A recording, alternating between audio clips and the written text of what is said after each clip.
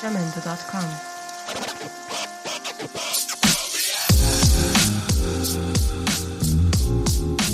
Ya.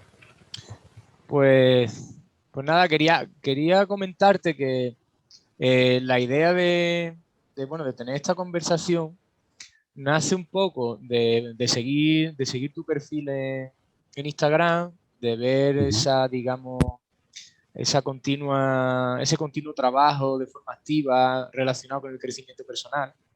Y bueno, pues como yo también soy un enamorado y un apasionado de lo que es el crecimiento personal, Sí. me gusta nutrirme de personas que no solo trabajan, sino que además tienen una experiencia, digamos, bastante amplia, como ya es tu caso, después de tu trayectoria personal y profesional. Entonces, bueno, tengo preparadas unas preguntas, pues sobre todo porque me gustaría que fuera lo más enriquecedora posible. Ujú. Eh, Estoy también abierto a todas las preguntas que me quiera hacer. No he puesto ninguna fecha límite cuando nos cansemos. Vaya, tampoco vamos a estar 4 horas hablando. Pero sí que no sé, normalmente yo cuando suelo atender a algún, algún deportista, pues suelo estar 1 hora, como mucho 1 hora y cuarto, pues no sé, si también por ponerle un poco de tiempo, pues no, pero bueno, No hay, también no lo, hay po- problema. lo podemos. Luego, otra cosa que te quiero preguntar, ¿te importa que grabe el rato de charla que vamos a tener? No, no, Porque, no me importa. porque puede que a lo mejor de aquí, algún día, pues, o en algún momento, salga algo tan valioso que merezca la pena compartirlo. Entonces, me gustaría tenerlo grabado bueno, por si puede servir a otras personas, sobre todo. Ujú. La Vale. verdad es que, bueno, con todo lo que me estás contando, me abruma un poco, ¿no? Bueno, yo, no, yo creo que no, yo creo que digamos, lo que estoy diciendo está relacionado con probablemente Ujú. lo que se vaya a dar. Eh, He preparado, como digo, algunas preguntas, pero es totalmente libre esta conversación, no es estructurada, más allá de que tenga algún guión. Entonces, bueno, te preguntaba el otro día sobre tu profesión. Me apetecería Sí, o me gustaría que me comentaras a qué has dedicado tu vida profesional. sí. Bueno, ya te dije que en este momento estoy jubilado. Yo toda mi vida profesional la he dedicado fundamentalmente a la enseñanza. Estuve durante 18 años como maestro en colegios y bueno, luego aprobé las oposiciones de orientación académica y profesional. A partir de ahí comencé a trabajar en un instituto de orientador. Solamente he pasado por 2 institutos. En el primero que estuve 5 años y en el segundo, ya en el que me he jubilado, que he estado 10 y 14. Y bueno, yo básicamente me he dedicado a la enseñanza, ¿no?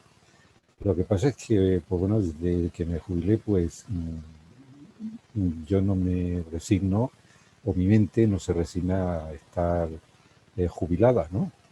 Entonces me considero una persona bastante activa mentalmente y pues aunque ya antes de jubilarme yo utilizaba mucho las redes sociales como vehículo de comunicación sobre todo con los tutores y también en algunos casos con padres de alumnos, Ujú.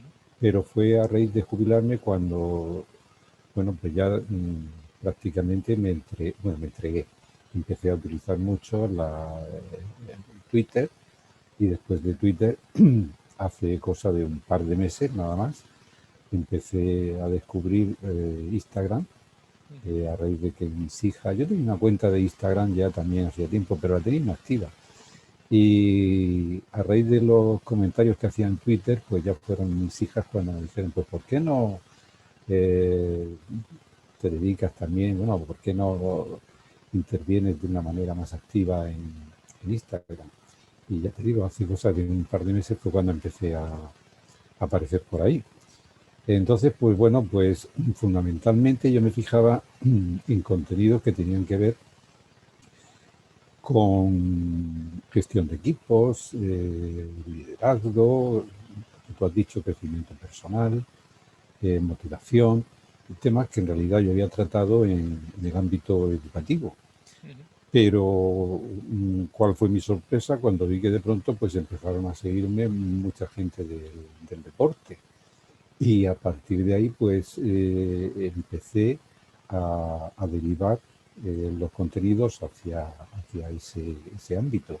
Yo ya cuando estaba en Twitter me acuerdo que alguna compañera del instituto, concretamente la profesora de educación física, que había leído algunos de mis tweets, pues me dijo que le había encantado, ¿no? Y que si encontraba algo que mereciera la pena o que a mí me gustase dentro del ámbito deportivo, que lo publicase.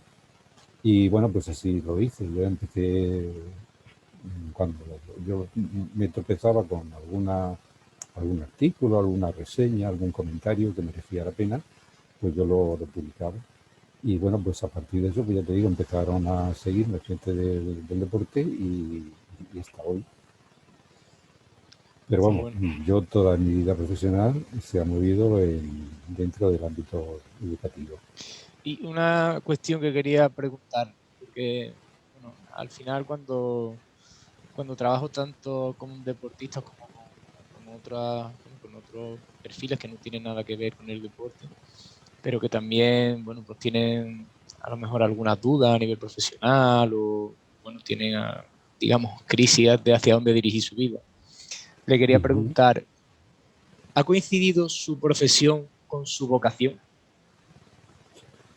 Pues yo creo que sí, sobre todo cuando cambié de maestro a orientador. Yo como maestro disfruté mucho, viví intensamente mi profesión, el trato con alumnos en los colegios en los que yo he estado, en unos más que en otros, Ujú. pero fue ya cuando empecé a trabajar como orientador, cuando yo descubrí que podía ayudar a la gente de otra manera, Ujú. no solamente enseñando, sino pues también eso, orientando, que es lo que he hecho. De hecho, yo cuando empecé a estudiar, yo empecé por la psicología, porque en aquel momento era lo que a mí me gustaba. Luego después me pasé a pedagogía porque había por ahí en el concurso de traslado, en aquella época, había un apartado por el cual se podía conseguir una puntuación extra teniendo la licenciatura la antigua licenciatura, no ahora es el grado de Ujú. pedagogía. Y entonces pasé, o sea, comencé a estudiar después la pedagogía. Pero ya te digo que en realidad yo descubrí después, cuando empecé a trabajar de orientador, que mi- esa era mi vocación, ¿no? De hecho, si yo siempre tuve la opción de volver a la docencia como maestro y bueno, en ningún momento me lo planteé, en ningún momento me lo planteé. Claro, estuvo, si no me contó mal, 18 años ya como orientador, ¿puede ser? No, como orientador, sí, 16, 16, sí, sí, entre 16 y 18, no recuerdo ahora mismo los años exactos.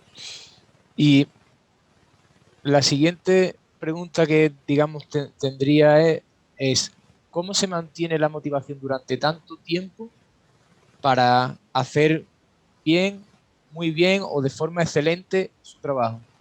Ujú. Pues mira, en mi caso, la motivación yo la he intentado cultivar a través de la formación continua, formación recurrente, porque pienso que en nuestro ámbito, bueno, igual que en cualquier otra profesión, si no hay una actualización, al final acabas arrinconado y eso pues te desmotiva, ¿no? Porque no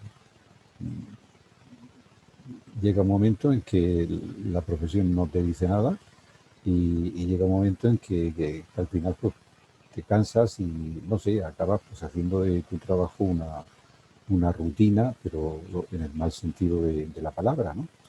Entonces yo he intentado motivarme a través del estudio, a través de la formación y de la actualización permanente, ¿no?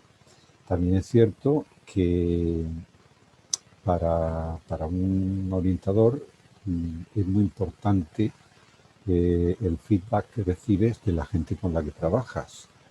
Porque si tú estás trabajando con un grupo de personas, que ese es el trabajo del orientador, por eso me gustaba mucho el trabajo de, o sea, la formación en equipos y liderazgo y esas cuestiones, ¿no?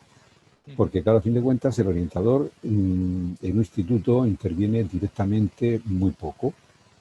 Yo me imagino que tú habrás estudiado ya en la época de la LOCSE, en tu instituto imagino que habría un orientador, Sí. pero tú al orientador pocas veces habrás tenido contacto directamente con él. Recuerdo solo cuando estaba en bachillerato para estudiar, digamos, para ver por dónde me orientaba a nivel profesional. Y bueno, Sí. antes que psicología estudié educación social y me orientó un poco Ujú, porque digamos, mis raíces educacionales han ido ligadas al mundo social. ujú, Yo el tema deportivo siempre lo he tocado, pero antes que lo deportivo siempre ha estado, y de hecho he ganado la vida hasta hace un poco de lo social. ujú, Entonces estudié educación social y esa fue la única vez. Pero sí es verdad que cuando hice psicología, al estudiar el máster en educación secundaria, el MAES, sí que estudié el ujú. máster en orientación educativa. Y bueno, sí conozco algo, un poco de cuáles son las funciones actuales, porque lo estudié en 2014, de cuáles son las funciones actuales de un orientador. Te hacía esa cuestión, ese planteamiento, porque el trabajo del orientador en realidad está dedicado a ser un poco o sea, llegar al alumnado no directamente, sino a través de los tutores. Ujú. Entonces es muy importante el trabajo que se lleva a cabo con el equipo de tutores. Entonces, ¿qué sucede? Que cuando tú das con tutores motivados, que se entregan a la tarea y que son receptivos, eso también te motiva. Por desgracia, también hay gente que pasa de la cuestión. Ujú. Hay tutores Entiendo. que, bueno, todos los temas estos de la psicología y de la pedagogía, pues los consideran como una cosa eh, sin importancia, por no decirlo de otra manera.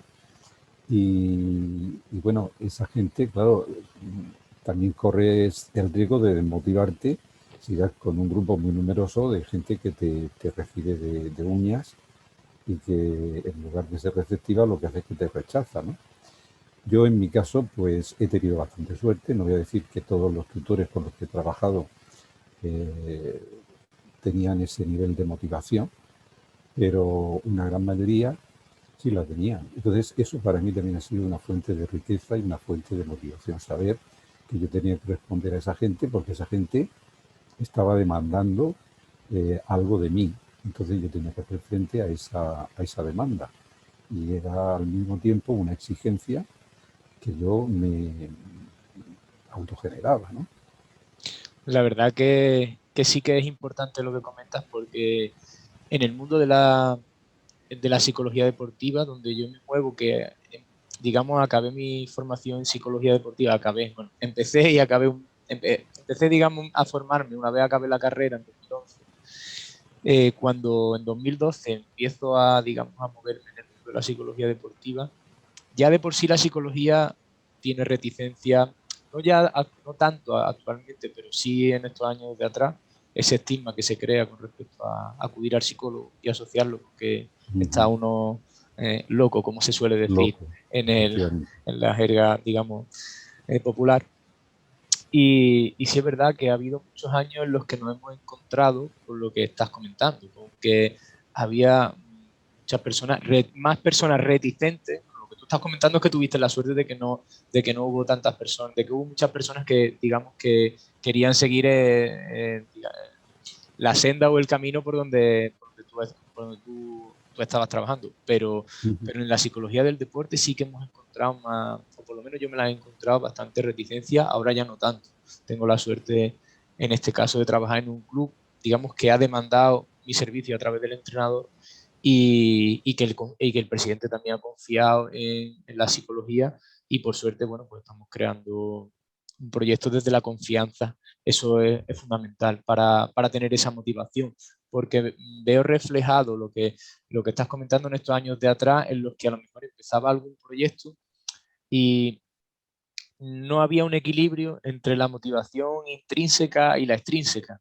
El querer yo ir avanzando en la psicología deportiva y transmitir eso que puede aportar a los deportistas o entrenadores no se correspondía ni con lo que vale a nivel laboral económicamente ese trabajo, ni con el refuerzo tan externo que pueda recibir tampoco de los propios profesionales o las personas que se dedican al deporte, y incluidos también en este caso los deportistas, que hoy en día ya es diferente, pero en ese momento, ya hace 10 años, pues no era tan común, sobre todo en deportes como el fútbol, que es donde yo también he intentado más comenzar. Luego en deportes de otro tipo, individuales, sí que se ve como está mucho más naturalizado. Deportes como el golf, el tenis, el pádel, cuando el motociclismo, allí la Fórmula 1, todo lo que conozco de compañeros o compañeras que han atendido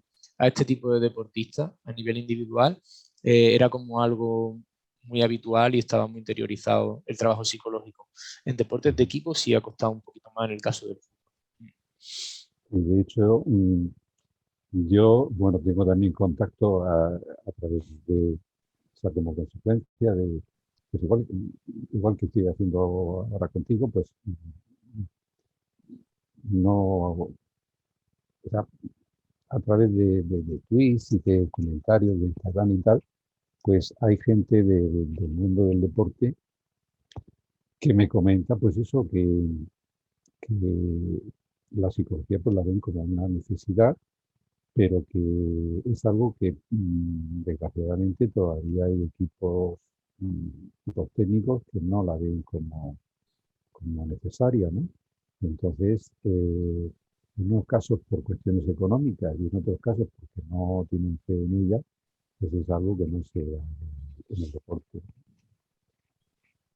Sí, sé, se ve un poco como una opción extra, es lo que yo he percibido como, durante mucho tiempo. como un lujo y muchas veces como un lujo innecesario.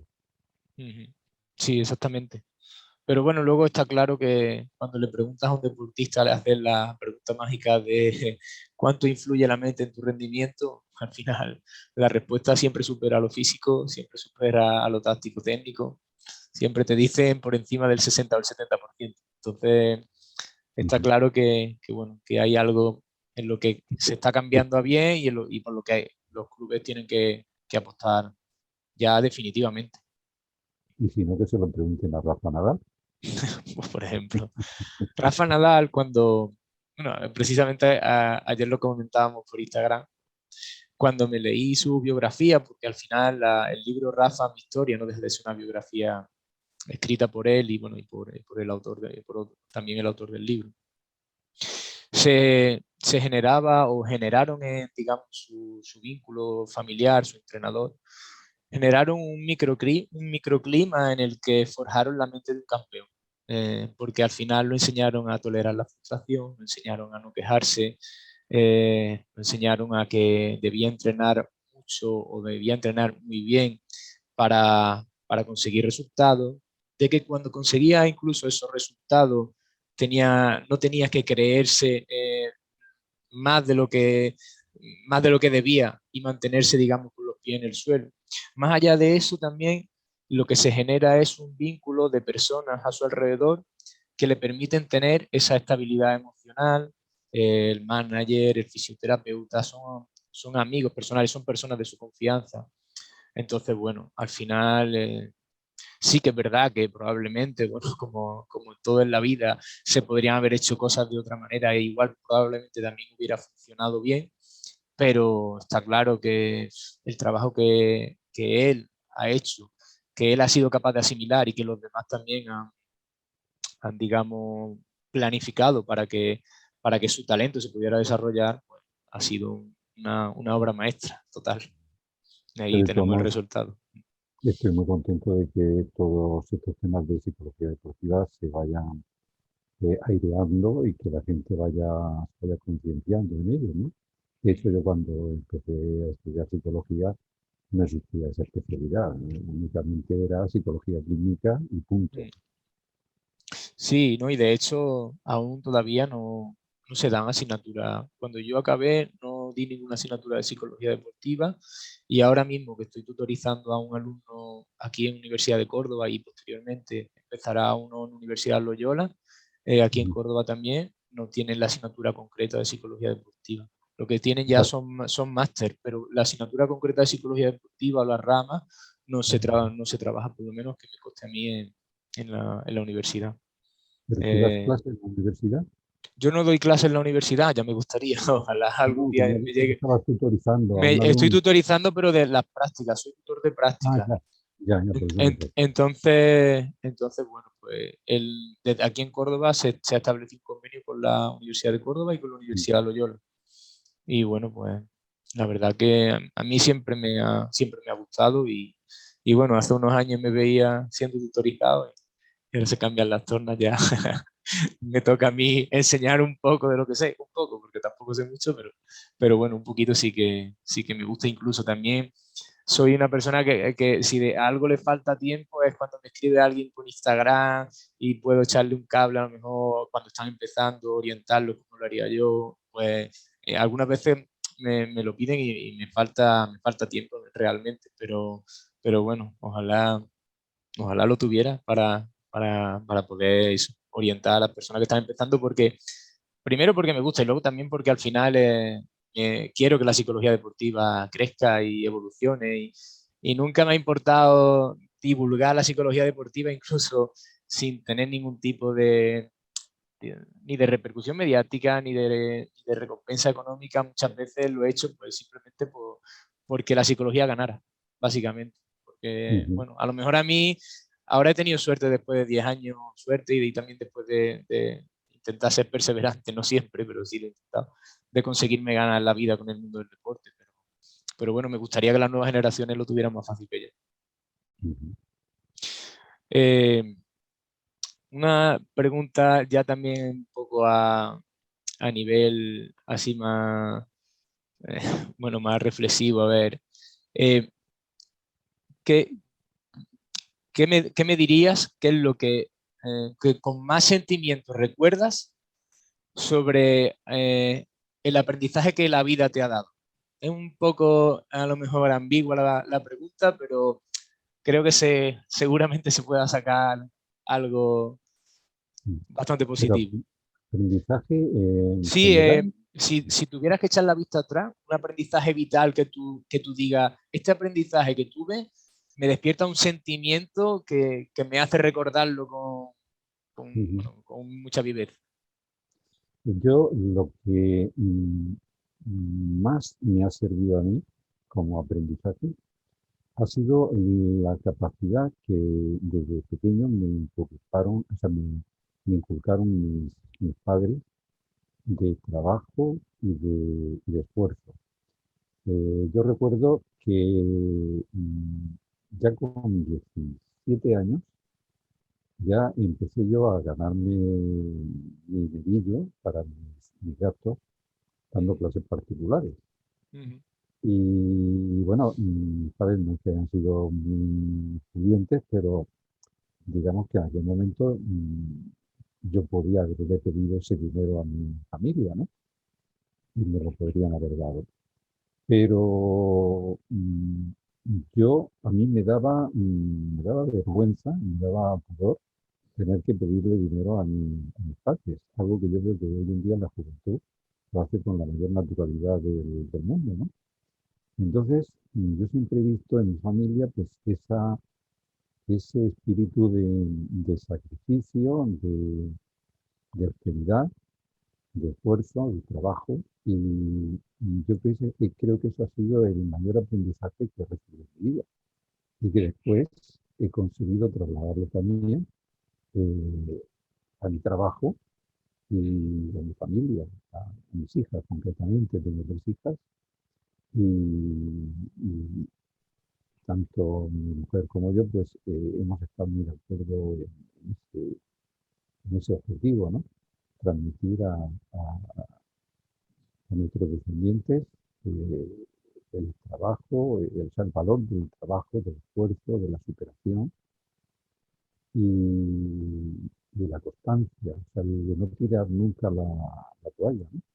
Porque ha habido momentos en los que a lo mejor hubiera tirado la toalla, ¿no? Hubiera desistido. Por ejemplo, como te comentaba antes, cuando yo he dado a lo mejor con un equipo de profesores que me costaba trabajo eh, bregar con ellos, ¿no? Pero, sin embargo, bueno, yo pensé que aquello era una cosa, en el peor de los casos, pasajera, en el mejor de los casos, a lo mejor yo podía también hacer algo para intentar traerlos a mi terreno. Y bueno, si no hubiera sido por mi cabezonería, pues posiblemente habría desistido, ¿no? Pero yo tenía claro que tenía que seguir porque eso era lo que a mí me gustaba y lo que yo quería. Y bueno, pues también he aprendido mucho de gente que no tiene nada que ver con la docencia. Yo he estado colaborando, bueno, y sigo colaborando. Lo que pasa es que ahora mismo, por el tema del COVID, pues estoy un poco apartado con Proyecto Hombre. Ujú. Entonces, me he movido mucho, o me muevo también bastante en el tema de la marginación, de la drogadicción, de las dependencias. Y esa gente a mí me ha enseñado mucho. O sea, me ha aprendido, he aprendido de ellos pues la humildad y, y también ese espíritu de superación y de recuperación, sobre todo en personas que no han pasado mal, que han tocado fondo y que quieren salir de esa situación. Entonces, para mí ha sido un aprendizaje muy importante. Wow, la verdad es que me llama mucho la atención bueno, lo que me estás comentando y me llama la atención por la conexión, digamos, en relación también a las experiencias que yo he Mm, tenido, porque, bueno, en su momento cuando estudié educación social, hice 3 años de voluntariado, digamos, en Proyecto Hombre, yo estudié la diplomatura. Y ajá, luego cuando en mis últimos años, antes de, digamos, ya de este año dedicarme exclusivamente a la psicología deportiva, he estado trabajando, excepto el año pasado que estuve trabajando en temas de coeducación, sí que he estado trabajando en el Centro de Acogida Municipal de Sevilla, con personas sin hogar, y también en unidades de calle que atienden a, bueno, pues personas que puedan tener algún tipo de trastorno mental y tengan una larga trayectoria en calle. Entonces, lo que me estás comentando bueno, de personas que están en riesgo de exclusión social o que tienen algún tipo de adicciones, de lo que aprendes de ellas, es algo que he vivido en primera persona.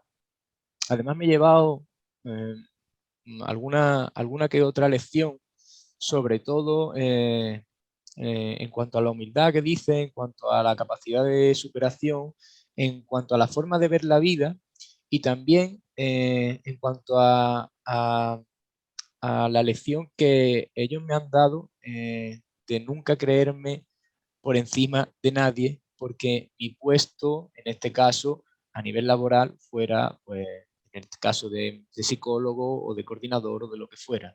mm, Tenía conversaciones con personas que a lo mejor bueno, pues no conocía, empezaba a entablar una conversación y daba por hecho cosas que no debería haber dado por hecho, mm, simplemente porque no era capaz bueno, no sé cómo expresarlo, pero no era capaz, digamos, de entender que esa persona, por las circunstancias que hubiera tenido en su vida, había llegado a estar en una situación en la que necesitaba en ese momento un apoyo, pero eso no quitaba que estuviera llena de, bueno, que tenga el mismo valor que cualquier otra persona. Entonces, nada ujú, más el hecho nada más, muchas veces por el hecho de trabajar en un centro, aunque es verdad que tú tienes tu rol y ellos tienen, digamos, el suyo, y tú tienes que cumplir con tus funciones, nunca subestimes a nadie o nunca, a ver, no es que me pasara siempre, pero alguna vez sí que cometí el error de subestimar a lo mejor a una persona nada más por el hecho de que tuviera que necesitar ayuda en ese momento y pensar yo que ya nada más por eso yo iba a tener más conocimiento en algo o iba a saber algo mejor que él o que ella, y no es así. Y no es así. Y me llevé grandes lecciones en ese sentido bueno, me enseñaron a trabajar mi humildad y bueno, estoy muy agradecido a todas estas personas que tanto me han enseñado en ese mundo. Entonces, bueno. totalmente de acuerdo contigo. Yo cuando empecé de voluntario, bueno, yo un proyecto pero como voluntario, que no he pertenecido a la nómina de terapeuta, ni, yo estaba solamente como voluntario. Ujú, Y yo al principio pensaba que yo iba a ir allí a dar, hasta que llegué a la conclusión de que yo también estaba recibiendo. O sea, yo daba, pero luego recibía más de lo que daba. Entonces mi listón como que bajó en el ujú, sentido de que al principio yo creía que, pues eso es lo que tú comentabas, ¿no? De una manera inconsciente yo iba con cierta superioridad o con la creencia de que yo era mejor que esas personas, ¿no? Hasta que ellos me enseñaron a mí que realmente, pues, también tienen mucho que decir, mucho que hablar y mucho que enseñar. por supuesto que sí. Bueno, en relación bueno, a lo que también hablábamos antes en el aspecto educativo, en en relación, digamos, a cómo está actualmente la sociedad, cómo ve la psicología o cómo ve digamos, otros apartados de la vida. A mí me gustaría hacerte una pregunta, bueno, que está relacionada con si tú consideras que ahora mismo la sociedad está teniendo una crisis de valores. Ujú. Porque Sí, claro, efectivamente. sí, antes me has hablado bueno, pues de, todos, de todas esas, digamos, sí, valores, diría yo, que tus padres te inculcaron para tener una Ujú. vida, digamos, bueno, pues tener una vida en la que fu- fueras dueño un poco o pudieras tener esa autonomía para valerte por ti mismo. Entonces, bueno, la Ujú. pregunta es esa. ¿Crees que hay una crisis de valores en ese sentido actualmente? Vamos a ver, obviamente no se puede generalizar, ¿no? Ahí dentro de nuestra juventud pues hay de todo, pero yo pienso que predomina una ausencia de valores, en el sentido de que los chicos de hoy en día, o la juventud de hoy en día, pues mm, no valoran lo que tienen. ¿Y por qué no lo valoran? Porque se lo hemos dado sin trabajo y sin esfuerzo. Entonces, aquello que se recibe sin que cueste trabajo, lógicamente, pues no se valora. Yo siempre mm, oí hace mucho tiempo, pues, que por aquello de la ley del péndulo, pues se Ujú, ha pasado de una generación que, por ejemplo, la generación de mis padres, ¿no? Que tuvieron muchas carencias y entonces, luego después, muchos padres decían que no querían que sus hijos lo pasaran tan mal como ellos lo pasaron. ujú, Entonces, ante ese planteamiento, lo que se ha venido haciendo es, pues bueno, darle a los hijos todo lo que han pedido para que los hijos no lo pasen tan mal como ellos lo pasaron. Entonces, eso ha conducido en muchos casos a que no se valore lo que tiene, lo que se tiene, ¿no? Y eso tiene una repercusión importante pues, en el ámbito del estudio, porque si no hay una motivación, pues no se estudia, pero la motivación también depende de los valores que se tengan. En el ámbito del deporte también, porque tú también habrás comprobado, sobre todo en, en el deporte base, que sobre todo cuando se llega ya a una edad de 13, 14 años, en la época de la adolescencia, pues ya tienes que darles algún plus para que sigan haciendo deporte, porque si no, no tienen, no tienen. O sea, en el momento en que aprietas un poco y pides esfuerzo, pides Ujú, puntualidad, pides trabajo, pues ujú, dicen, ahí te quedas. Eso no es para mí, ¿no? Entonces, pues, esos valores como el trabajo, el esfuerzo, el sacrificio, la constancia, pues están en crisis, están en crisis. Yo no sé eh, de qué manera la sociedad tiene que girar para cambiar eso, pero obviamente es una realidad. Y te puedo poner un caso concreto. Una madre me llegó a mí un día al departamento de orientación, bueno, pues un alumno problemático y además pues, mal estudiante, ¿no? Y me decía la madre, decía, vamos a ver, si es que yo a mi hijo le doy todo lo que me pide, ¿por qué mi hijo se porta de esta manera? Y yo le decía, pues posiblemente porque usted le está dando todo lo que pide. Dice, el otro día llegaron las notas. Y bueno, pues que como en lugar de sacar 4 suspensos o 5 suspensos, que solamente he suspendido 2, pues le regalé unas zapatillas de deporte que valían, yo qué sé, 80, 90 euros, una bestialidad. ujú. Digo, ¿y por qué? Y si a fin de cuentas su hijo lo que estaba haciendo era cumplir con su obligación. Y entonces, si lo que hace es que premia con un regalo costoso el cumplir con su obligación, pues cuando el hijo no tenga ese regalo, lógicamente, pues va a protestar, ¿no? Va a decir, bueno, ¿por qué no tengo una recompensa, no? Y entonces, efectivamente, yo creo que hay una crisis de valores, que, empezando por los padres y luego la sociedad. Lo que pasa es que cuando hablamos de la sociedad, pues, ¿quiénes formamos la sociedad? Pues la sociedad la formamos todos, ¿no? De familias, escuelas, instituciones, pero hay. Yo estoy convencido y es evidente que esa crisis de valores existe.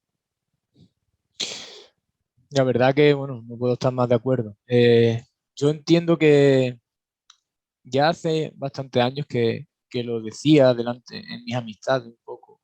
Y bueno, sobre todo algunas personas que me decían, cuando les decía, creo que debería ser prácticamente obligatorio, por no decir obligatorio, una escuela de padres para las personas que van a ser padres por primera vez, como mínimo, y luego, digamos establecer una formación continua, aunque sean aspectos básicos, porque al final no se puede delegar todo en la educación formal, no se puede, y además, cuando en mi experiencia laboral he trabajado con menores en riesgo de exclusión social, te dabas cuenta cómo en los centros escolares, durante el día, la educación formal, se le enseña unas materias, además de unos valores también, a través del modelo a seguir de los profesores. Luego, posteriormente, estaban en unidades de día, que también seguíamos trabajando este tipo de valores o de comportamientos que les ayudaran en su día a día. Y luego llegaban a casa y todo eso del viernes al domingo se desmoronaba. Es verdad que estamos hablando de casos un poco de familia con más dificultades o con algo de desestructuración, pero igualmente puede ocurrir en cualquier otro tipo de familia que tenga estabilidad económica o que, bueno, o que tenga, digamos, por así decirlo, como vulgarmente, la vida resuelta. Entonces, yo creo bueno, que en este aspecto la formación de los padres es fundamental, pues, para que aprendan cómo, cómo resolver o cómo orientar o cómo actuar también con respecto a su hijo.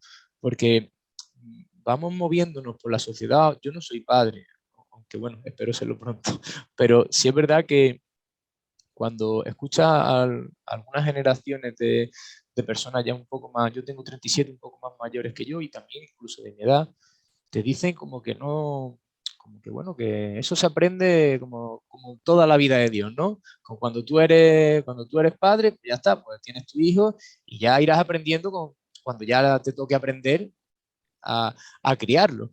Y yo no estoy de acuerdo con eso. Yo creo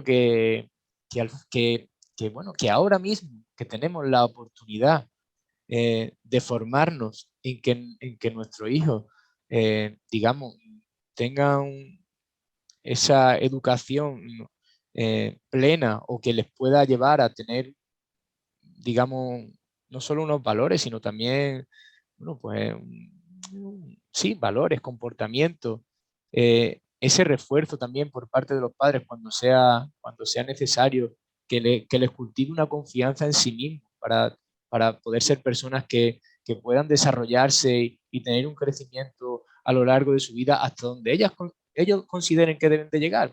No todo el mundo tiene las mismas aspiraciones ni es necesario que las tenga. Pero sí es verdad que, bueno, creo que eh, yo abogo por eso, por una formación de padre, digamos, Ujú. para que exista esa raíz en donde desde los primeros años de vida ya se vaya cultivando Ujú. una educación bueno, que ayude a las nuevas generaciones a tener esos valores que ahora mismo, como... Antes había escuelas de padres, como tú has dicho, y creo que todavía en algunos centros las siguen manteniendo, Ujú, pero muy poco. El otro día es que ahora se me ha venido a la cabeza una petición de ayuda que me hizo el otro día un entrenador que era precisamente de fútbol base, ujú, y me decía cómo quería era enseñar valores, porque veía eso, que los críos pues llevan, algunos son auténticos cafres, ¿no? ujú, Y me decía, es que claro, eh, mm, yo veo que no hablan mal, entre ellos se tratan mal, hay una competitividad malentendida. Y luego, claro, hablando con él, resulta que algunos de esos chavales que él tenía, pues tenían padres del tipo de estos que luego, pues cuando asisten a un partido de fútbol, pues en lugar de animar deportivamente, pues le dicen al hijo, venga, dale, fuerte, ujú, cámbiatelo, tal. No, o sea, escenas de esas que tristemente son muy famosas y que están muy de actualidad, ¿no? ujú. Entonces yo le decía, mira, digo, los valores difícilmente se pueden enseñar, y los valores los tienen que vivir, los tienen que mamar. Entonces, si ellos en su casa no viven esos valores y la familia no les transmite esos valores, digo, difícilmente los van a tener. Digo, obviamente, digo, tú como entrenador, pues sí que tienes que tener unas herramientas para que dentro de tu ámbito, pues, digamos, de alguna manera, pues premiar una, una conducta deseable y castigar o reprimir una conducta indeseable. Y yo le sugería también que igual que en los institutos se hacen reuniones con padres, Ujú, las reuniones que hacen los tutores, normalmente suelen hacer una reunión al trimestre ujú, con padres de alumnos, es que tampoco estaría mal pensado que un entrenador tuviera periódicamente reuniones con su grupo de padres, ¿no? ujú. Y que a través de esas reuniones él transmitiera a los padres la necesidad de ir inculcando a sus hijos pues esos valores que son deseables en cualquier ámbito. Pero yo pienso que el deporte es un ámbito idóneo para fomentar y para trabajar valores. Sí, sí, Entonces es sí. una pena que no se haga, porque muchas veces lo que se busca pues es eso, es el ganar como sea y a costa de lo que sea. Si hay que cargarse al contrario, te lo cargas. Pero ante todo, tú tienes que meter el gol. Salir, centrarse el foco en el resultado Efectivamente. y no en el rendimiento o en el aprendizaje. Entonces no Eh, sería mala idea tener ese tipo de contactos periódicos con la familia. Ujú. No hace falta ser, porque él decía, es que yo tampoco tengo muchos conocimientos de pedagogía o de psicología, digo, si no es necesario, y eso es simplemente pues hablar con los padres y tener un intercambio de impresiones con ellos y, y lo que tú sientes o lo que tú piensas que esos chicos deberían de tener, pues comentarlo con ellos. Sí, de hecho aquí en Córdoba lo estamos, en el Córdoba Patrimonio lo estamos haciendo. Ya tuvimos una primera reunión para hablar tanto con los menores como con los padres, dos reuniones, para el tema de los problemas que hay en las redes sociales ahora mismo, o Ujú, cómo hacer un buen uso de las redes sociales, sobre todo porque hoy en día la comunicación directa, cara a cara, es algo que cada vez, por desgracia, se está perdiendo más. Y como que tenemos esa tendencia a utilizar las redes sociales y pensamos que podemos decir lo que queramos sin ningún tipo de filtro, pensando que no vamos a herir a nadie. Y bueno, luego también los peligros que existen en las redes sociales. Y tuvimos esa charla y la verdad que los padres participaron de forma muy activa. Y ahora el 15 de, 15 entre el 15 y el 17 de febrero vamos a tener otra, otra charla, otra, digamos, formación para padres, sobre todo en relación al comportamiento que más les puede ayudar a ellos a la hora digamos, con respecto a sus hijos deportistas, básicamente. Formar a ujú. padres de hijos que tienen hijos que son deportistas, que al final luego te sirve para toda la vida, pero sí, sobre todo lo vamos a enfocar en los comportamientos relacionados cuando van, pues, bueno, en su día a día, en la rutina, que le pueden ayudar a su hijo, en qué es lo correcto preguntarle y qué es lo incorrecto preguntarle. No centrarse tanto en el resultado, sino en cómo se lo ha pasado. En fin, vamos a orientarlo un poco en este sentido y la verdad que tengo un apoyo fundamental digamos, desde el club para que en este ámbito se pueda seguir creciendo porque de verdad le da un valor fundamental. Entonces, bueno, en Pues ese aspecto, te sí, animo a sí, hacerlo porque es muy positivo. sí, sí, Además, hay que tener en cuenta que de esos chavales, pues a lo mejor llegan al deporte profesional como mucho, pues no sé yo, un 10, un 15%, no más. menos, El resto, menos. Suele estar en porcentajes mínimos, porcentaje mínimo. de deportistas, yo creo, no llega ni al 10%, yo creo, incluso te diría que no llega ni al 5%.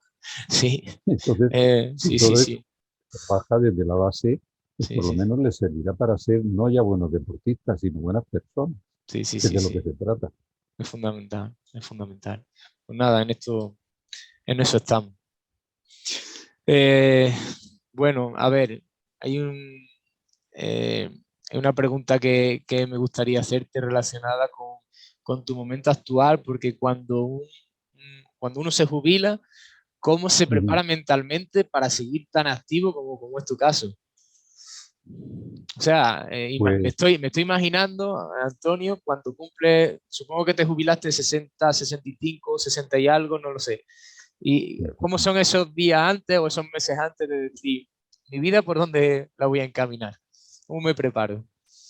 mira, yo como te he dicho antes, he sido un enamorado de mi trabajo y en concreto, pues los últimos años de mi vida profesional, yo no sé si es porque veía venir ese momento, parece que cuanto más cerca lo tenía, pues más me enamoraba de mi trabajo, como diciendo, tengo que aprovechar al máximo los últimos años de mi profesión, ¿no?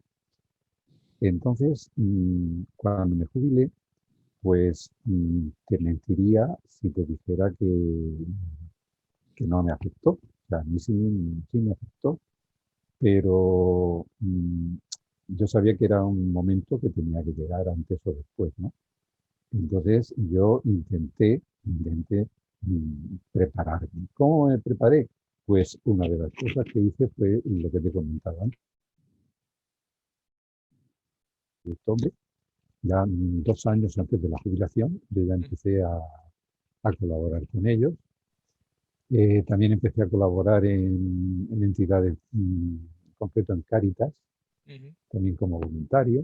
Es decir, que me fui buscando una serie de actividades, no para llenar un tiempo, bueno, que también para llenar un tiempo, pero por otra parte, pues para buscar como otros focos de interés o de motivación para mantener activo el ánimo, ¿eh? Entonces, al principio pues eché un poco de menos mi, mi trabajo en el instituto, pero como enseguida empecé a intensificar más mi actividad, pues ya te digo, en los sitios donde colaboraba como voluntario, también en las faenas de la casa, porque mi mujer está todavía en activo, ¿no? Ujú. Entonces, pues bueno, la cocina, por ejemplo, a mí me encanta. Hacer la compra me gusta, ¿no? O sea, que yo me rodeo de una serie no sé si llamarlo, es que obligaciones no es lo correcto, porque aunque yo me los Sí, tomé como actividades, ¿no? eran actividades, eran más bien hobbies, ¿no? Ujú. Y no he tenido ningún problema en esta fase de transición. Entonces la preparación, eso es cierto, fue pensar que yo cuando me jubilase tenía que hacer algo. O sea, yo ya desde 4 o 5 años antes de jubilarme, yo ya decía, yo no puedo quedarme dentro de las 4 paredes de mi casa.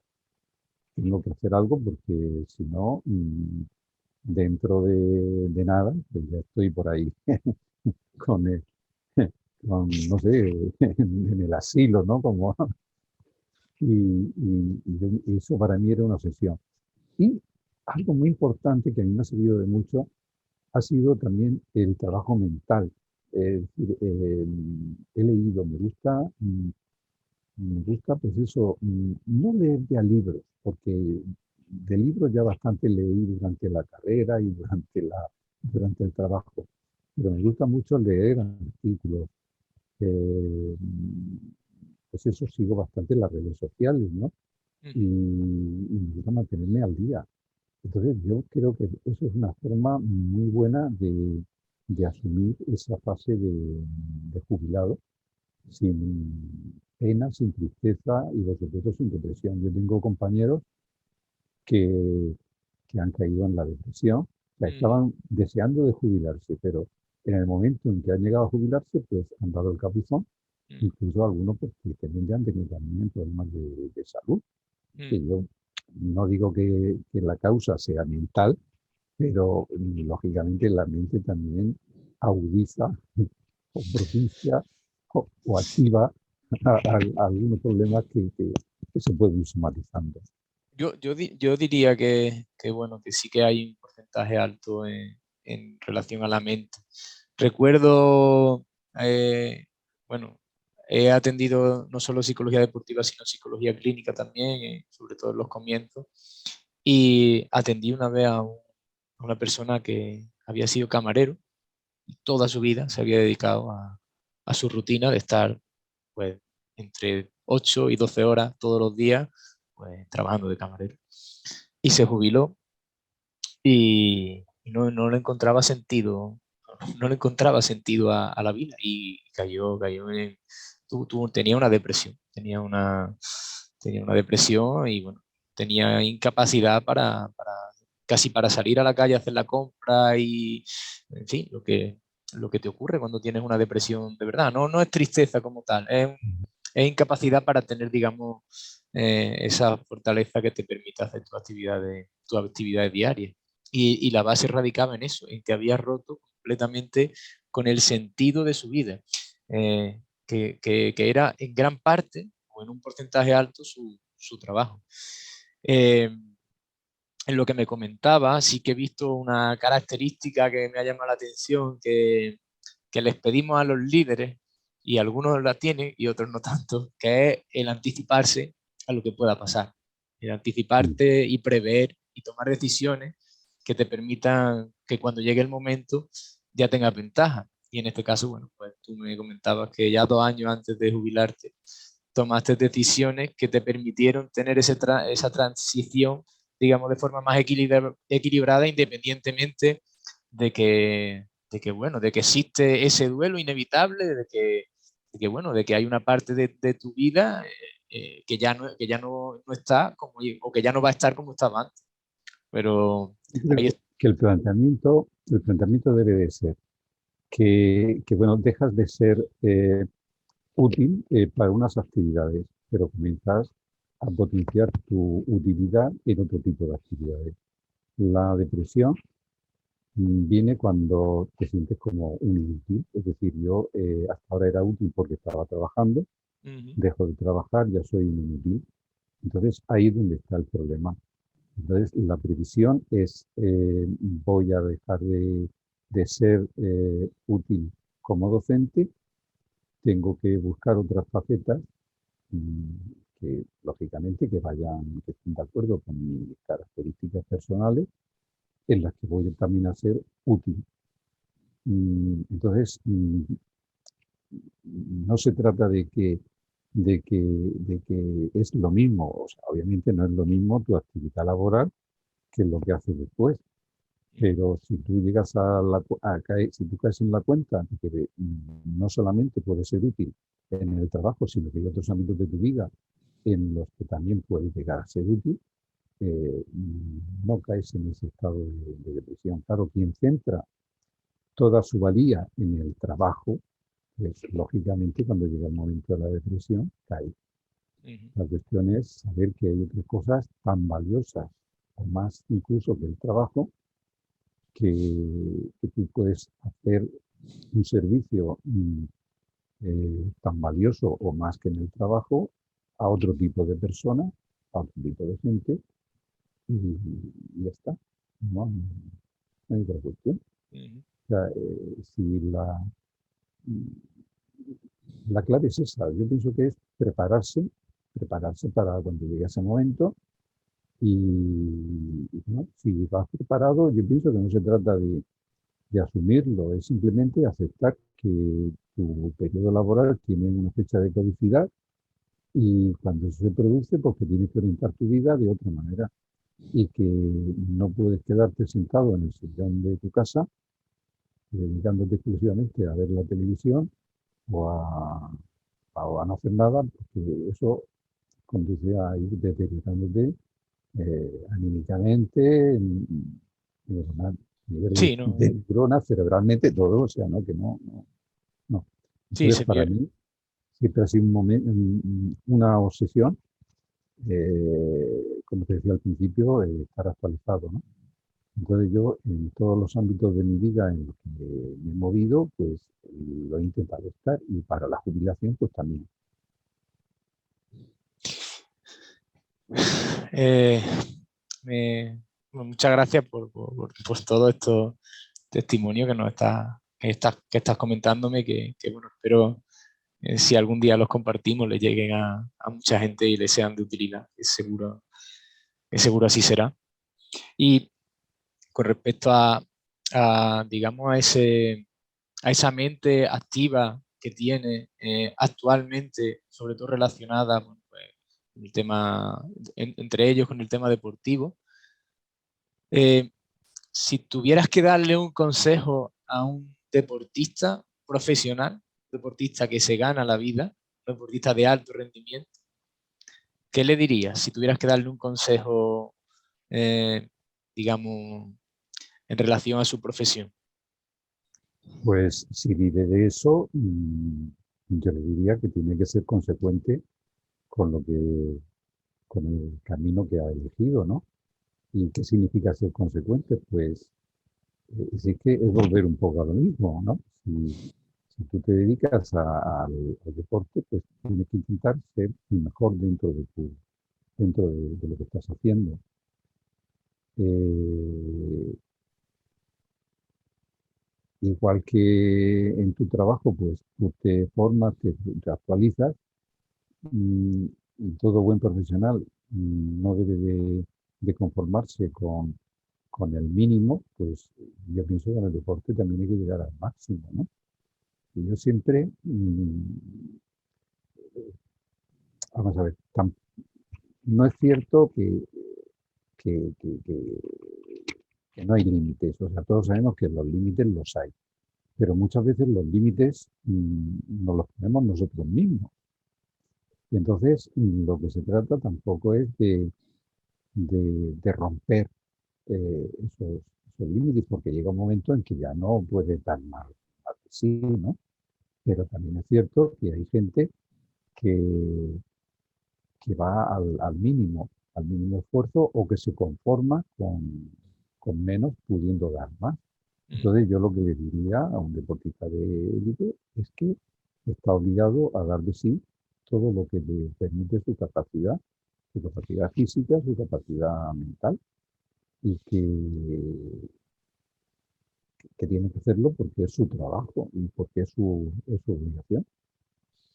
Yo no solo estoy de acuerdo, sino que también me gustaría añadir, y esto es algo que al final, bueno, pues después de mi experiencia y de lo que me he formado, y sobre todo de lo que he leído en relación a biografías de algunos deportistas que han ganado muchos títulos, o que han tenido una vida deportiva profesional bastante buena, es que aprenden a vivir en la incomodidad durante bastantes momentos de su vida deportiva, y aún así continúan, y aún así siguen haciendo lo que les corresponde, como tú comentas, su obligación, su responsabilidad.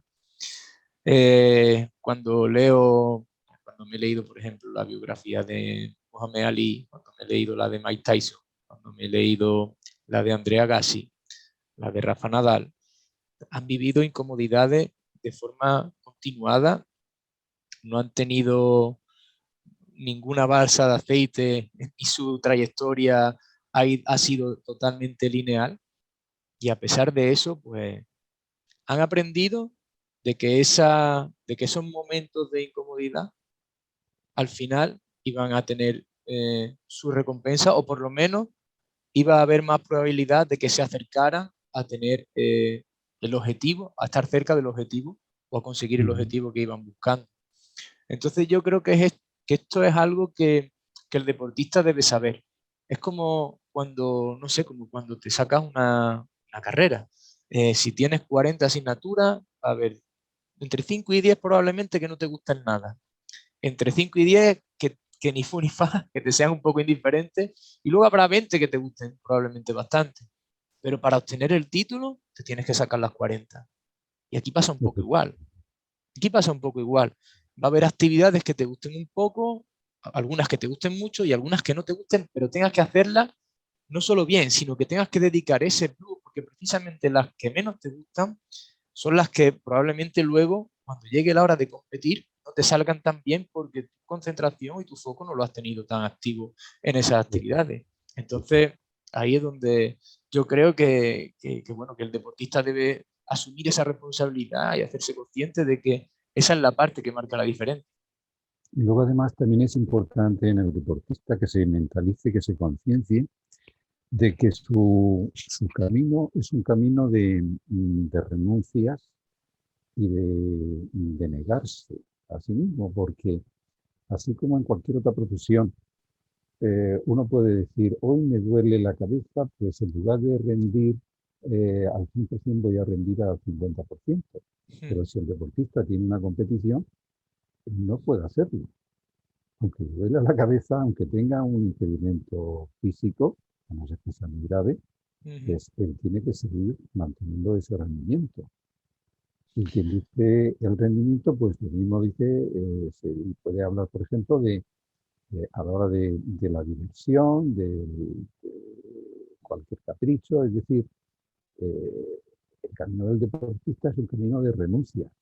Yo también me asombro cuando veo en las redes sociales, pues bueno, deportistas profesionales que no se resignan a mantener pues una vida, no digo sana, ¿no? Pero por ejemplo, a lo mejor en momentos previos a la competición, a quedarse de marcha hasta las tantas de la noche, bebiendo.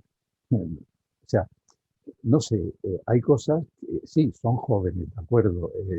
La juventud pues lleva consigo una serie de deseos, ¿no? Pero también pienso que el deportista profesional tiene que ser consciente de que hay eh, mm, ciertos deseos, ciertos caprichos que le están vedados, por lo menos si quiere ser un buen profesional deportivo, ¿no? Sí, Entonces, los tiene, digamos, más limitados. A ver, los tiene porque más limitados. sí es verdad que tampoco pasa nada si puntualmente o un día ocasional un deportista pues no descansa tanto porque sabe que puede tener ese margen o cuando tenga ese periodo, pero de forma habitual, digamos, el cuerpo es un factor fundamental en el que tiene que trabajar y para trabajar tiene que tener ese descanso. Y bueno, los deportistas sabemos que los deportistas, digamos, que son muy profesionales en su ámbito, sabemos lo que se cuidan, el tiempo de descanso que tienen que tener, la alimentación que tienen que llevan a cabo y pues todo lo que sea salirse de digamos, de esas normas que te ayudan a llevar, de esas reglas que te ayudan a tu máximo rendimiento. Al final, cuando eres más joven, lo puedes, digamos, camuflar, pero en cuanto pasan unos años ya no se sostiene solo con el talento y con la juventud. Los años no pasan en balde, entonces a lo mejor un exceso que con 18 o 20 años se puede soportar, pero a lo mejor ya con 24, 25, 28, pues ya no se puede soportar de la misma Clarísimo, manera, ¿no? clarísimamente. Entonces está claro bueno, que tienen que ser conscientes de que eh, tienen un campo, tienen unas satisfacciones, tienes una recompensa, pero también tienen una renuncia. Sobre todo también teniendo en cuenta que la vida deportiva profesional es corta. Ujú. Entonces, si quieren alargarla el máximo posible, pues también tiene que cuidarse en ese sentido.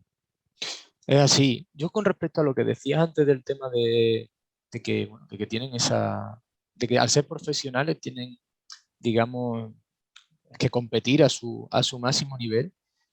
Yo en ese aspecto sí que es verdad que cuando trabajo con deportistas, porque al final los deportistas no son personas que pueden tener un mal día, bueno, que pueden tener algún tipo de- a lo mejor no están en su 100%, incluso, incluso no están preparados para a lo mejor dar el 100%.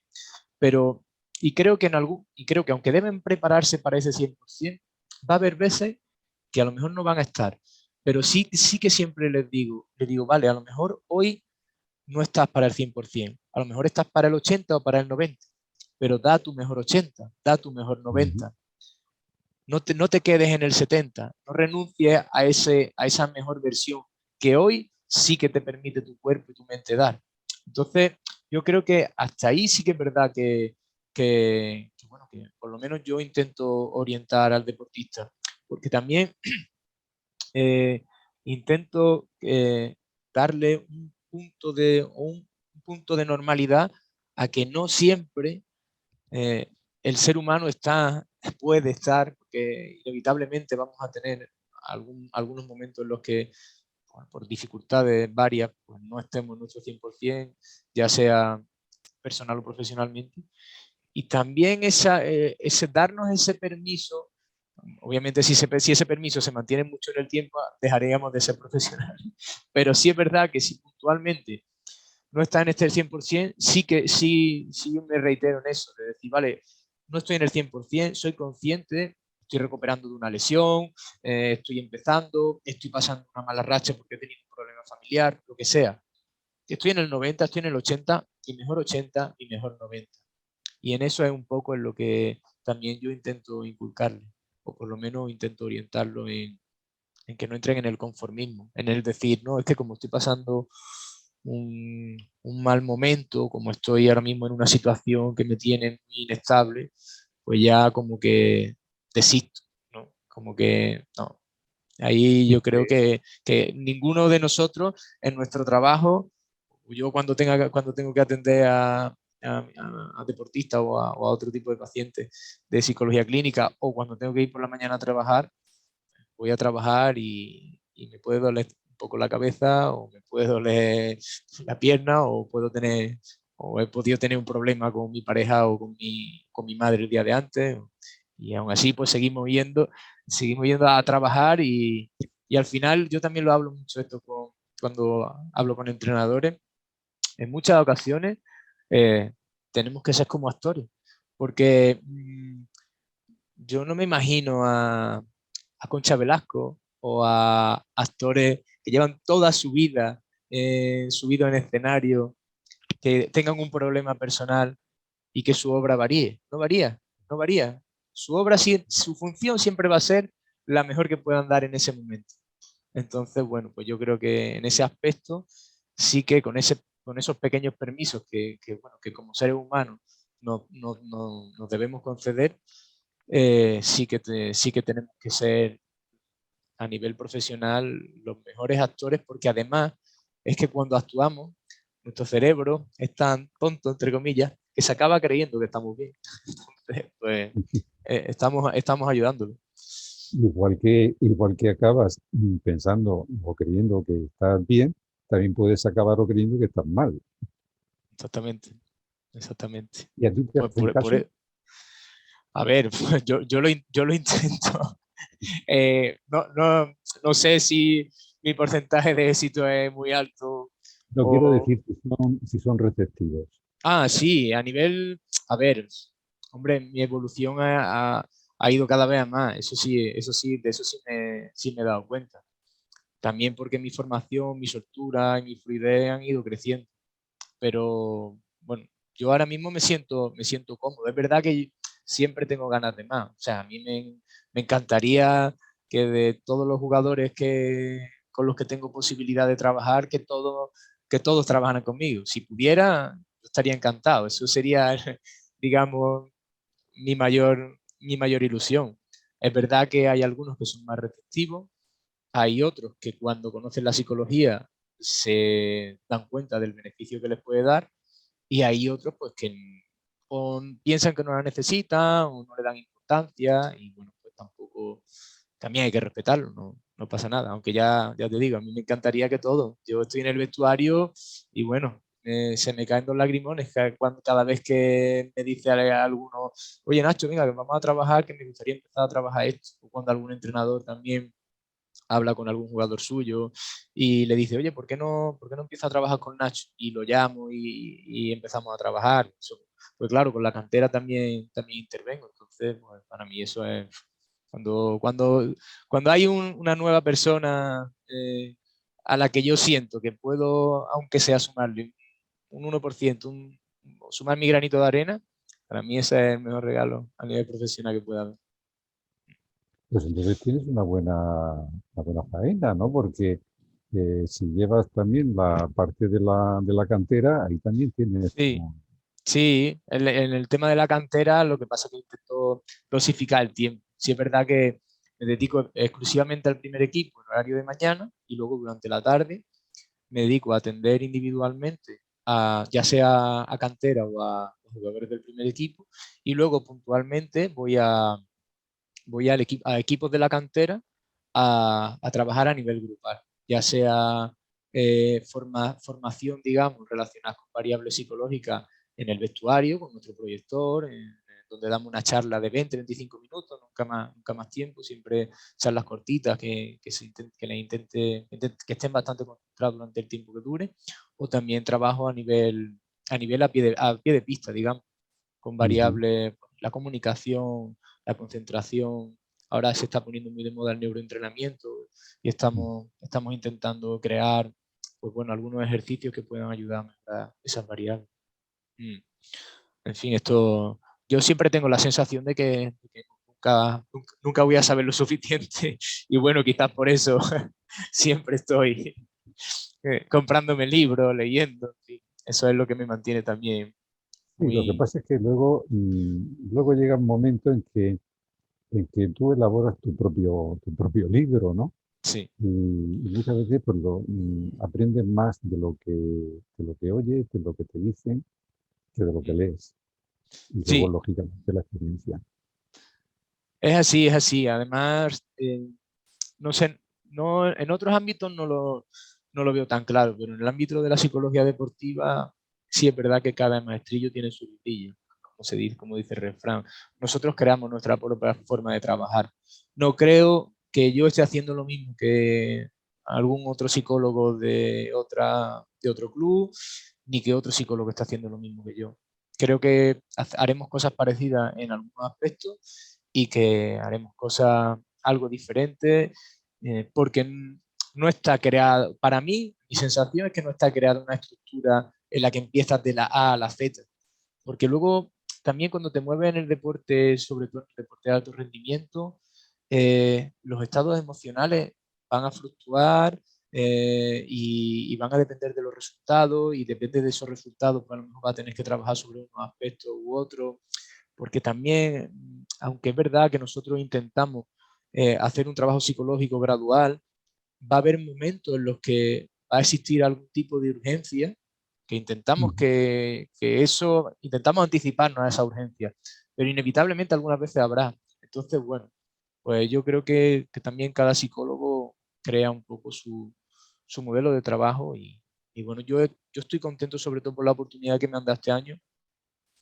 porque, porque estoy creando un modelo ya, digamos, que creo que me hace sentirme más seguro y más sólido a la hora de trabajar, que bueno, estos años atrás sí que es verdad que tenía un procedimiento de trabajo y venía haciéndolo y bueno, se adaptaba a lo que me solicitaban los clubes, pero el hecho de poderle dedicar exclusividad sí que me hace sentirme también mucho más seguro de que ese Ujú. tiempo que estoy dedicando luego hay más probabilidad de resultado. Has dicho una palabra clave que es anticiparte. Y yo pienso que es uno de los papeles más importantes de la psicología, anticiparte a la aparición del problema. Porque muchas veces cuando el problema ya se ha desarrollado o se genera, cuesta mucho trabajo eliminarlo y muchas veces no se llega a conseguir. Pero sin embargo, esa higiene mental Ujú, preventiva es muy importante, primero porque quitaría un poco la etiqueta esa que decíamos antes de que al psicólogo solamente van los que están mal de la cabeza, ¿no? Que ujú, mucha gente tiene. Entonces, cuando la gente se consciente de que la higiene mental, pues consiste en eso precisamente, ¿no? En tener una, una cabeza que sepa anticiparse al problema y, bueno, si luego aparece el problema, pues tener los suficientes recursos para hacerle frente, ¿no? Entonces, ese carácter de la psicología como prevención es un término que a mí me encanta, porque realmente yo pienso que es la clave. Es así como dice y además intentamos, intentamos anticiparnos en la medida que podemos y por eso en este caso, por ejemplo, desde mi función como psicólogo, yo participo de todos los entrenamientos del primer equipo. Algunas veces hago alguna actividad y algunas veces lo único que hago es observar de forma directa y anotar bien mentalmente o bien cuando finaliza el entrenamiento aspectos que considero que nos pueden servir al cuerpo técnico bueno, para intentar resolver situaciones que puedan beneficiar o que puedan perjudicar para beneficiar al equipo en esas decisiones que luego se puedan tomar. Y creo que Mm. eso es algo fundamental también, que la figura del psicólogo deportivo no sea alguien que venga a apagar un fuego cuando existe un problema, sino que sea alguien que esté en el día a día, que vea cómo interactúa el equipo, que lo vea las caras, cómo se sienten, cómo se comportan, cómo responden en el entrenamiento.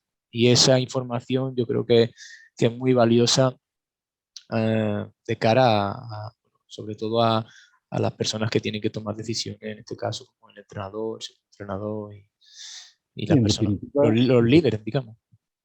que te vean como uno más del equipo técnico, Sí, sí, sí, sí, sí. como el bicho raro, ¿no? Sino como uno más. Sí, aquí por suerte yo esto lo he conseguido, es que al final mi día a día, yo soy como uno más porque se me ha dado ese lugar, pero no es así en todos los sitios. La verdad que yo No, en ese aspecto tengo mucha suerte de la confianza que has depositado en mí el entrenador en este sentido. Y quería hacerte una última pregunta, que nosotros podríamos, yo creo que podríamos hablar durante horas, nos cansaría, por lo menos yo. Entonces quería hacerte una última pregunta, aunque luego si quieres me puedes comentar lo que te apetezca. Y es que al final, aunque yo te estoy siguiendo a ti en Instagram, me encanta bueno, todo lo que trabaja, las frases que escribe, la inspiración que tiene en referencia a, bueno, pues, tanto al crecimiento personal como al deportivo. Pero yo creo que todos tenemos un referente, ¿no? Todos tenemos un referente o algunos referentes. Y me gustaría que me dijeras si tú tienes ese referente y quién es y también por qué, claro. ¿te refieres a una persona concreta? Sí, si hay algún referente, bueno, pueden ser algunos, pero no sé, a lo mejor hay alguno así más llamativo que te venga No, ahora mismo. vamos a ver, a mí me gusta mucho la línea estoica, Ujú, la filosofía estoica, estoicismo. Y entonces, imagino que conocerás o seguirás también a Manuel Libarrondo. ujú, Pues sus reflexiones a mí me gustan mucho, ¿no? Eh, también hay otro, eh, no recuerdo ahora mismo el nombre, pero en fin, es de la misma línea. Pero yo no sabría decirte una persona en concreto. Yo a lo mejor eh, voy por la calle y veo algún comentario que me hacen, oigo algún comentario que me hacen, y eso me sugiere o me da pie a elaborar yo luego después algún comentario, ¿no? O por ujú. ejemplo, estoy viendo la televisión y veo algo que me gusta o que no me gusta, y eso también me da pie para comentarlo, ¿no? Pero no hay así un personaje digamos, un líder de estos de Mm. los que por las redes sociales que hayan sido mi referente, no, Digamos que te inspira toda aquella persona bueno, aporta. que aporta. La gente que aporta algo y ya está. Ujú. O sea, Qué no bueno. me dejo, o sea, no se trata de dejarme llevar, sino que tampoco me he parado, hombre, a lo mejor en el fondo, cuando tú estás leyendo aportaciones de uno, de otros y tal, pues siempre hay algunas aportaciones que dejan en ti mayor sedimento que otras, ¿no? Y Ujú. luego, claro, a la hora de, de hacer una reflexión escrita, pues siempre eso tiene su valor, ¿no? Hay Ujú. gente, hay comentarios que a lo mejor lees y no te dicen nada, bueno, pues eso se queda ahí, ni siquiera pasa a la memoria, ni a la remota, ni a la próxima, ni a ninguna, ¿no? Ujú. Pero sin embargo hay otras que a lo mejor, sin llegar tú a ser consciente, pues te está alimentando, ¿no? O te está retroalimentando.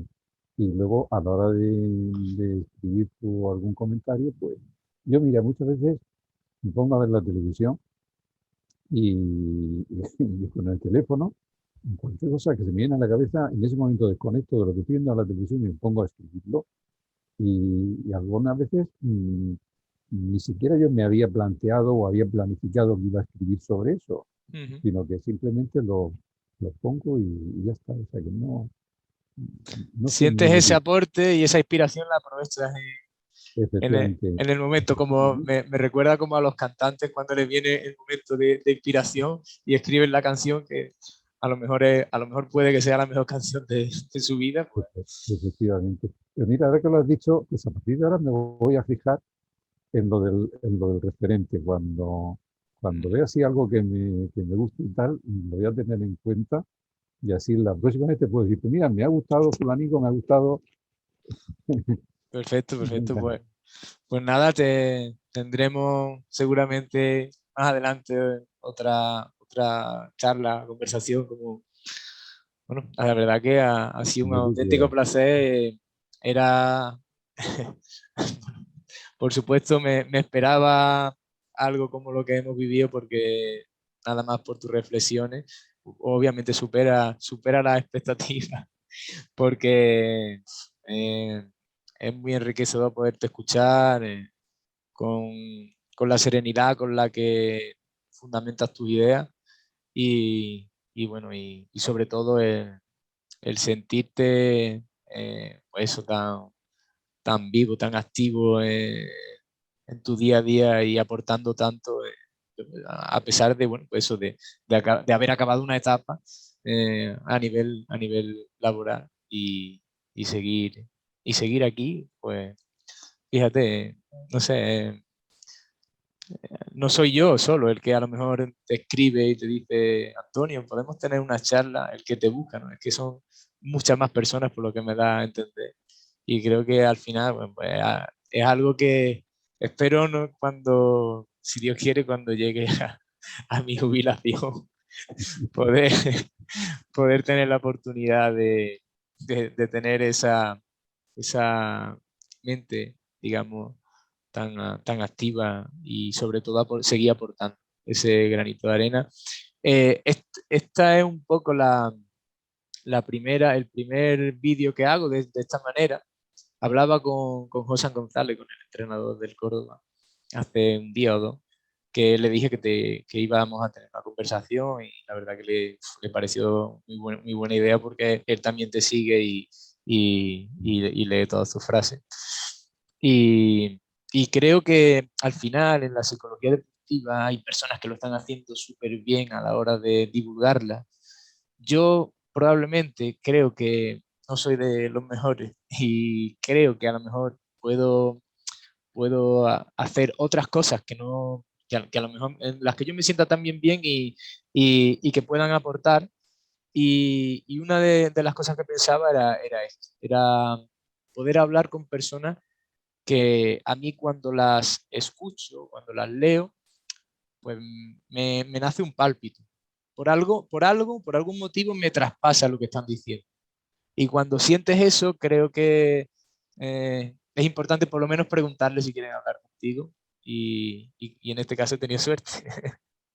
Pues nada, yo te lo agradezco mucho esas palabras que refuerzan mi ego, que estoy mal decirlo, y nada, a tu disposición cuando quieras y Muchas gracias, Antonio. ¿Te ha ido bien la mudanza? No te he preguntado. Sí, ya estoy ubicado, por suerte. Ayer estuve toda la tarde casi hasta las 10 estuve de mudanza. Y nada, ya hoy ubicado y ya esta mañana trabajando con normalidad, sí. Así que nada, todo bien, todo ya en orden. Así que nada. Muchas gracias, Antonio. Ni que decirte que cuando vayamos a Murcia a jugar con el Pozo, si te apetece, estás más que invitado al partido. Espero poder saludarte en persona. Efectivamente, aprovechamos para conocernos directamente. Muy bien, Y Antonio. bueno, ya sabes, te vuelvo a reiterar, tienes el teléfono cuando te apetezca o quieras, pues, a tu disposición. Muy bien. Muchas gracias, Encantado, Antonio. Nacho. Un Venga, un abrazo. abrazo. Hasta luego. Jamendo.com